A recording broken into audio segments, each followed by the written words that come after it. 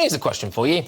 Is the countryside racist? It's been claimed that the great British countryside is a white middle-class club and still disenfranchises minorities. A 2017 survey found that only 2% of black people in Britain live in the countryside. So are villages racist, or is it just another example of woke madness now run amok? Joining me to debate this is Femi Nylander and Tim Bonner, who's Chief Executive of the Countryside Alliance, and is, of course, actor and writer, Femi Nylander. Femi, I will start with you. Is the countryside racist? Well, I think what we need to understand here is that Britain itself has a lot of problems with racism. And when you have areas which have a very, very, very small amount of minorities, sometimes those problems are amplified.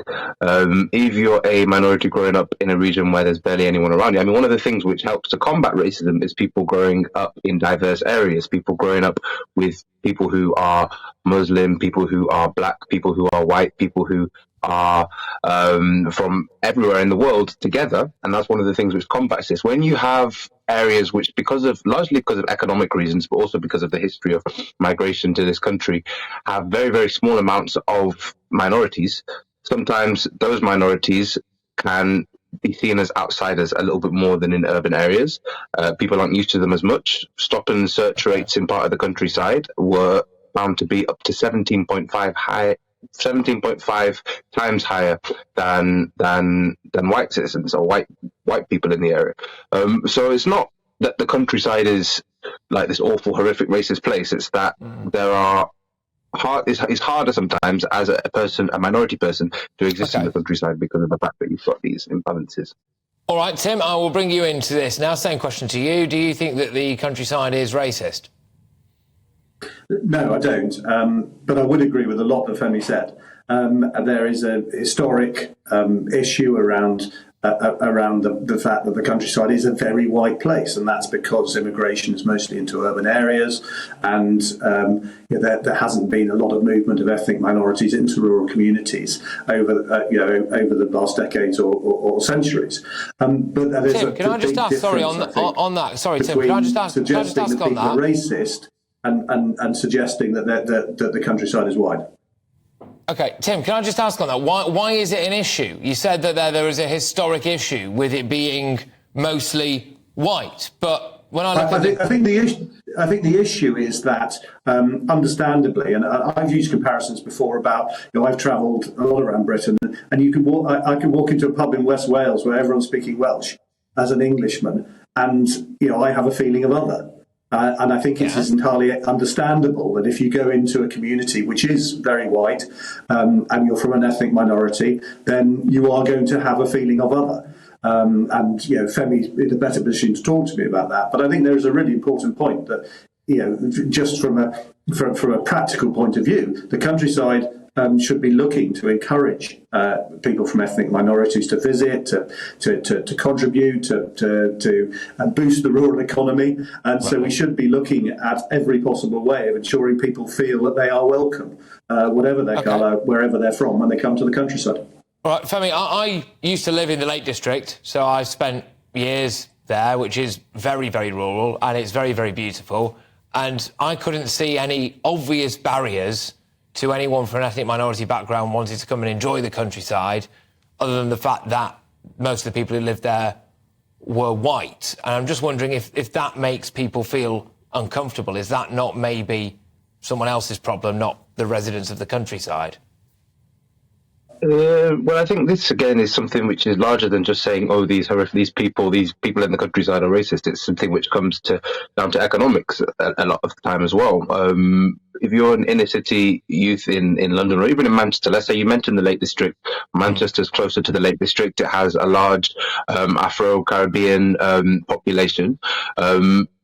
Going there is one thing, finding the money to go there, to travel there, take the train, this, that, and the rest, visiting. Living in the Lake District, someone who wants to relocate to the Lake District, it's not going to be economically viable for someone living in Moss Side. There were 3 council estates in Kendal alone when I lived there. 3 council estates in Kendal alone. There is an absolute out-and-out myth, Femi, that every single person who lives in the countryside has got a massive 6-bedroom house. There is a lot of people from low economic backgrounds. Is Kendal the Lake District? I mean, you mentioned the Lake District as a very particular, very beautiful part of the like a very specific part. And the truth is that there is a disparity between. Of course, there's always going to be. I mean, I'm not saying everyone in the countryside is wealthy, and that's as you say, that's a myth. Not everyone in the countryside is wealthy, but large swathes of the countryside do have landowners who own a lot of land, who are able to corner this land off to themselves, and who live a life that can only be described as middle class. You don't have the same kind of level of density as you do in urban areas, and because of this, you don't find the same concentration of people who are less well off, and people who are less well off often happen to be people from ethnic minorities. Also, as we know, that, as I said before, the history of migration to the UK, Windrush generation, people came to industrial centres because they were supposed to be working in these industrial centres. People came to Manchester, they came to London, they came to Liverpool, etc. Yeah. And so it's just the way that history has panned out. Okay. All right, Tim. I'll let you come back to that. Yeah, we're getting involved in some really simple but wrong stereotypes about the countryside here. I mean, some of the poorest wards in Britain, in council wards in Britain, you could find in West Cumbria. Cumbria is one of the has some areas of deep deprivation. So the idea somehow that this is it's a sort of middle class area in itself is a lazy urban trope. I personally think, and from all my experiences, this sort of constant line of the sort of the racist yokels in the countryside is equally a really lazy stereotype, a metropolitan stereotype. But as I said, that doesn't mean that there isn't an issue for people from ethnic minorities visiting what are very white communities, and that's a challenge for both sides. I think the people in the countryside need to think really carefully about how they are perceived, and we need to encourage people to understand that they are welcome and that they can enjoy the countryside as much as as everyone else, because it's in everyone's benefit that ethnic minorities do feel that they're welcome. But that feeling that they might have, and the fact that the countryside is largely white, absolutely doesn't mean they're racist. In fact, all the evidence is when the BNP were having electoral success 10, 15 years ago, it was in urban areas that people were voting for them. It was never in rural areas. They weren't being elected onto councils in Suffolk or Hertfordshire. This was racism, and racist political parties have always been urban based in the UK. Can I just ask, if I can add something? Yeah, go on. Yeah. Could I add something there? I definitely agree as well. As I said before, sometimes you've got that element of people feeling like they're outsiders because of the fact that they're in an area where there's not a lot of ethnic minorities. But just as you've said, sometimes racism itself can be exacerbated by the fact that you have a large minority community, and you have people who feel like, they're taking over, they're taking this, that, the rest. If you look at places like Birmingham and this, that, the rest, some very urban areas, the fact that there are large ethnic minority communities has led to a backlash, which itself has urban areas are not. Absolutely. I just want one more with you, Femi, if that's right. I just want one more towards you, just on specifically about the countryside, right? Which is, if people choose to see racism or potential racial connotations anywhere, you could argue they could find it, right? You could see it, as we've just described there, in densely populated urban areas. You could, if you wanted to, maybe see it in a all-white rural country pub in South Wales or somewhere. Do you think that when people come out and write things about, like, how the countryside has got a problem with race, etc., it actually undermines, I would argue, maybe genuine racism in this country?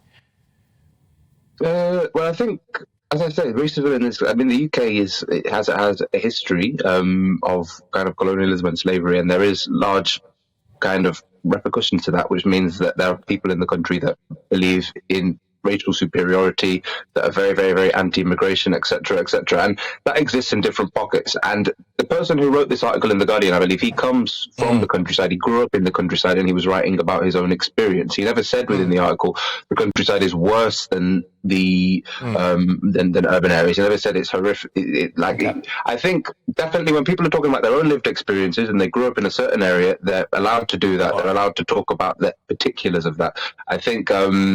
But yeah, we should always be balanced about these things, and we shouldn't make it out like all these rural farmers off there are racist and everyone else gets off scot-free. Exactly that.